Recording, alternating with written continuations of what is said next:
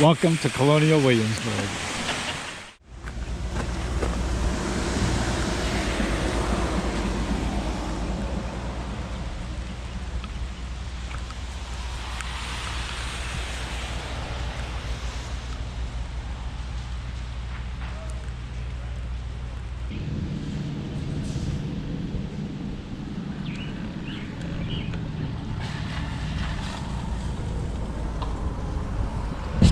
We want to dig out all the soil that looks the same as one layer.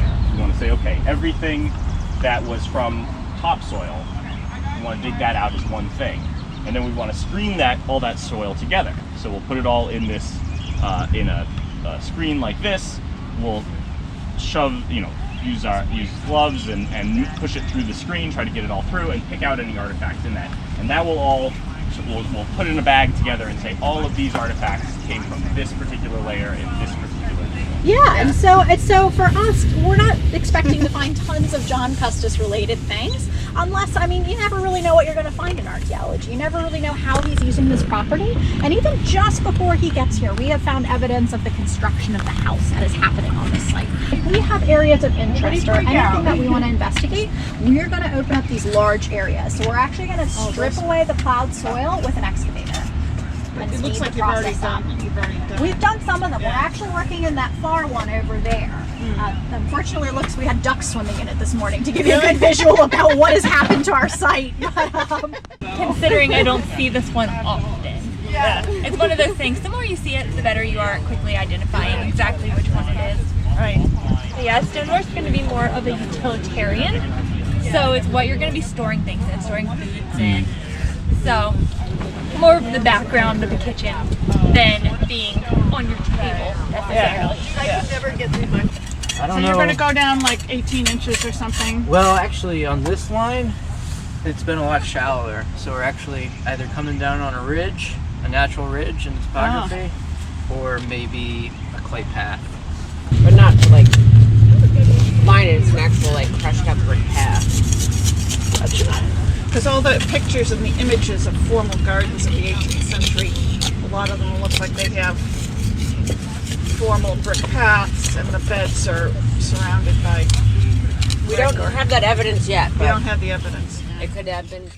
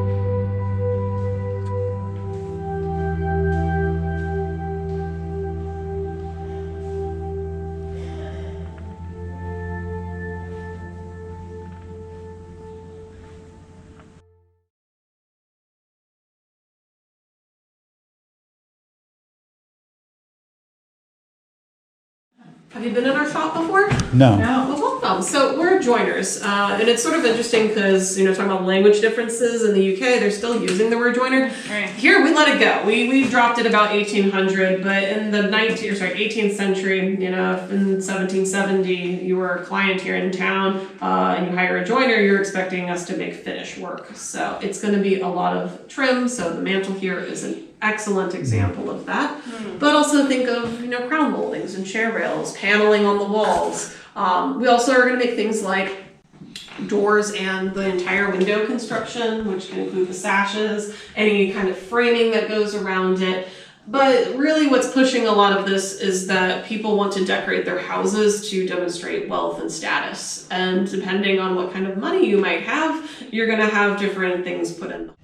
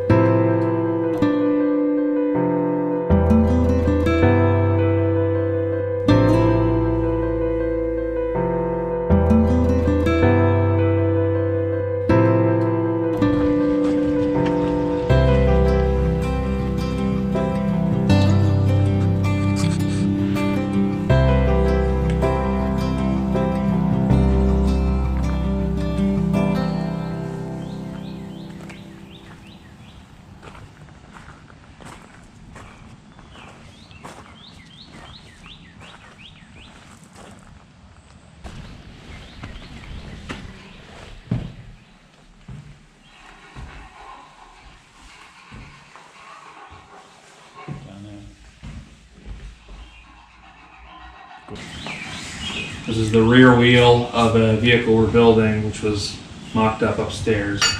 Called a Velocipede, which is an early 19th century vehicle. It's going to a private customer. We're also working on repairing a cart for the market house. Right behind you is a brand new cart that will be used in town for moving livestock.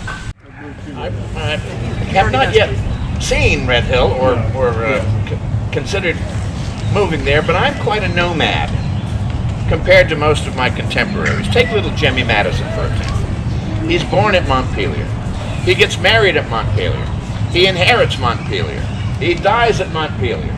That's the case with most of my contemporaries, but me, I live in 14 different homes throughout the course of my life. Ever moving westward, and I suppose I will end up at Red Hill in Charlotte County, purchasing the property in 1792, actually moving the family there in 1794. living there for 5 years until I pass on from this mortal plane.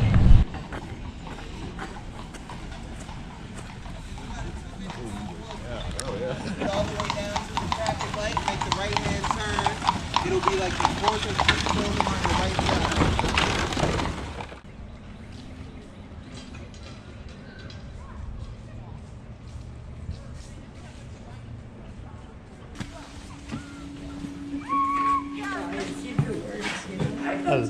Hello. Pewter, silver, gold, brass, bronze, copper. A little bit of all of it will get worked in here.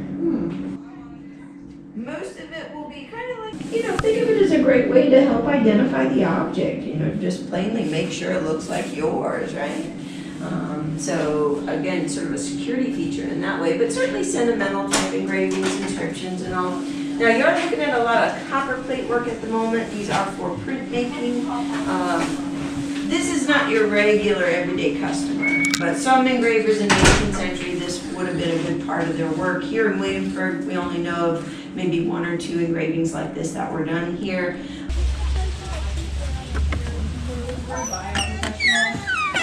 Craftsman ends up here to be sold. So a lot of the stuff in here was made here. Not everything, but a lot of it. Welcome, sir. Hello. I remember I bought a pewter mug when I was a kid here, and I think it was in this. And not pewter in the greenhouse store. I haven't seen any solid pewter mugs in a minute. This one was definitely solid pewter. Gotcha. Yeah, those hesitate to buy drinking or eating utensils, plates or cups of pewter, because at one point in history pewter had lead. Yeah. So rather than trusting me, so that is why we stopped seeing a lot. It's like getting something made out of brass, and it comes from China, it's got lead in it. Right. No matter what the people say.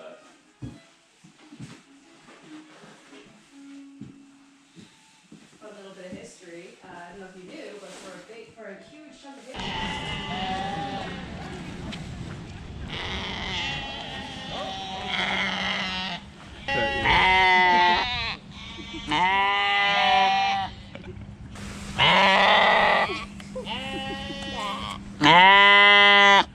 Here to do business with the governor.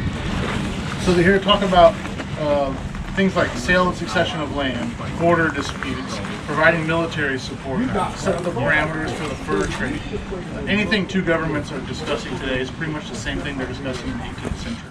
Right, you give it a few years, things go by, relationships and wants and needs begin to diverge from one another, and then they sever those relationships. Right? So I think that also speaks to one of the other misconceptions that you find about Indian-Anglo relationships in the historical period. Like it's just this kind of dichotomy of constant back and forth, right? Welcome to the carpenter's yard. Thanks. What are we making today? Well, we're not right now. It's raining. So right now we're working on a building over at the farm site, but we need to put a roof on it. One thing you don't do in the rain is roofing. So we're over here kind of doing what we call rainy time projects. So sharpening saws, sharpening chisels, making boxes for your stones that you use in order to sharpen all of those things. A friend of mine's making a gauge, so it's like a level gauge. Oh, yeah. So he's partially way through that.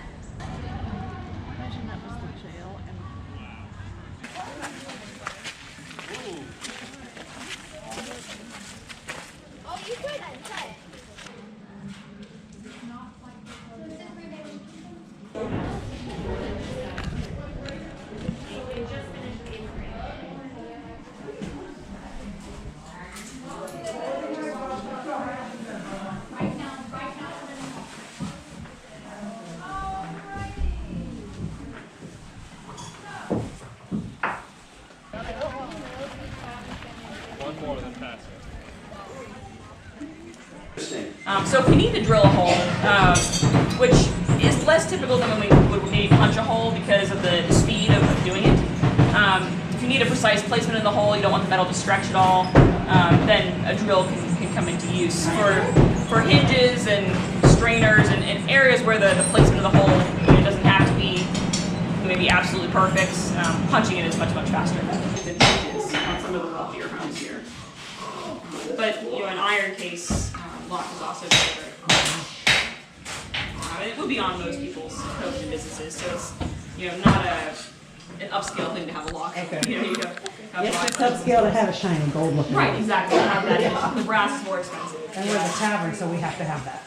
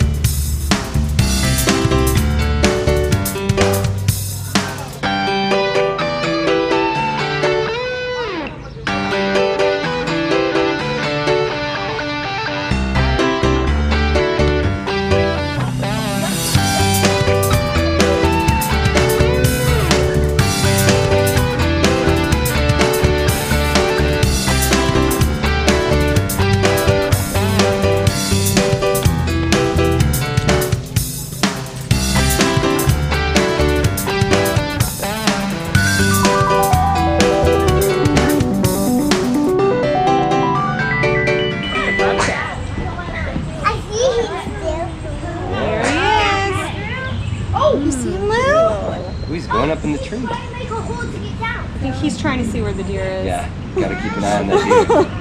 Where is the deer? That'd be cool if he climbed up. No. He's climbing on it. I see him, honey.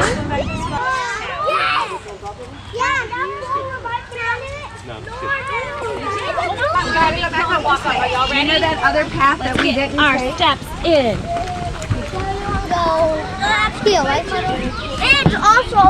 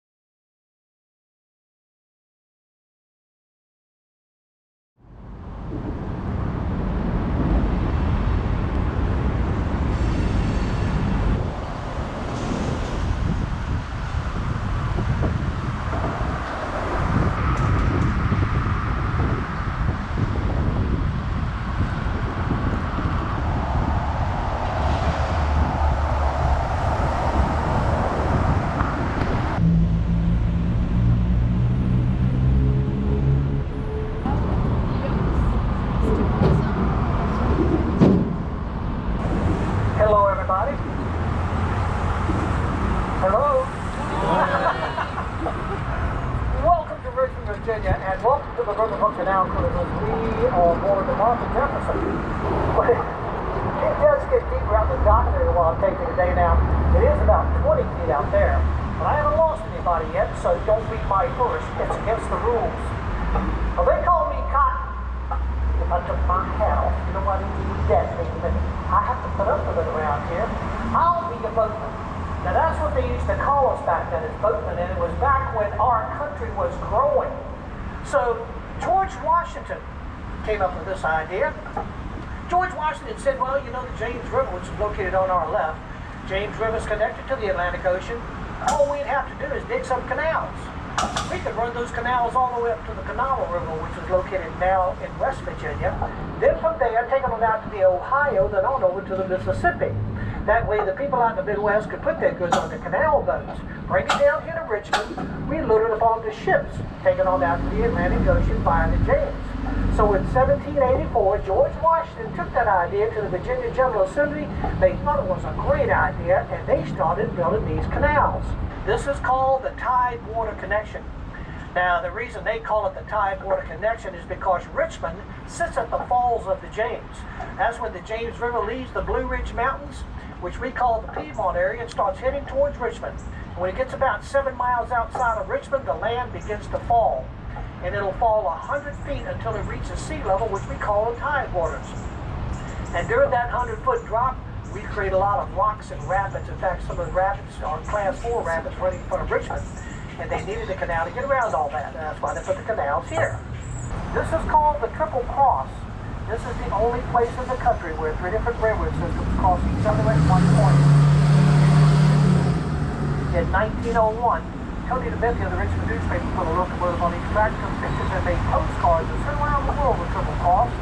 All 3 tracks are still in operation today. Again, the lower track, Norfolk Southern, that's sitting on the right on the ground, running those 2 trussels, making that triple crossing.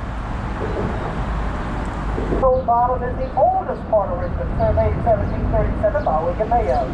It's also the lowest part of Richmond. At one time, Shackle Bottom was the city of Richmond.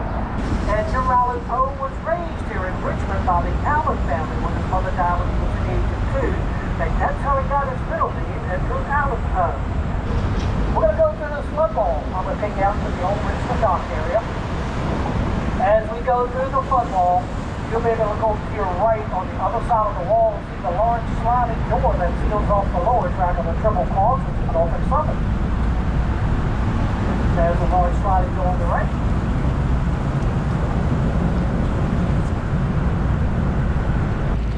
Y'all get a chance to go over there to the Shiplot Park. Made a beautiful park over there and a nice parking lot. You can check out the great Shiplot. You'll also be able to see how high you are up in the James River, and if you're adventurous enough, you can cross over to Chapel Island, walk down one of the wooded paths, and discover the dry docks to the Trink Shipbuilding Company. They're still there, sitting out in the middle of the woods. Tobacco was the chief economic income for Richmond for over 200 years. All these buildings that you've been seeing running up and down the street, these are all the old manufacturing plants from all of the tobacco companies. This is called Tobacco Road. They now been converted to apartments, condominiums, lofts, businesses, and upscale restaurants. As you can see, they built their own version of the flood wall right in front of that granite snow. They've run that concept all the way down to Beacon City's flood wall. Give y'all an idea about where we're at. Between those 2 red brick buildings will be 25th Street. Turn my boat around and give y'all a great shot at the city of Richmond.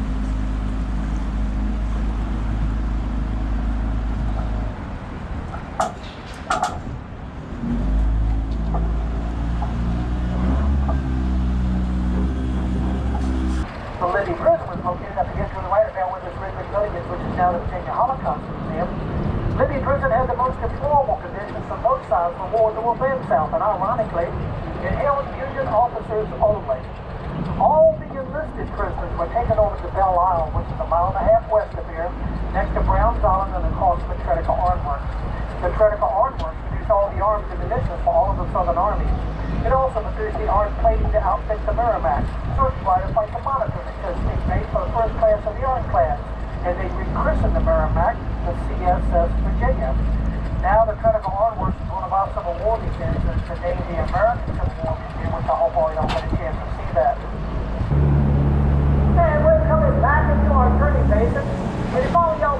big favor and remain seated until I tie the boat off. I sure appreciate it. We'll be docking in a few moments.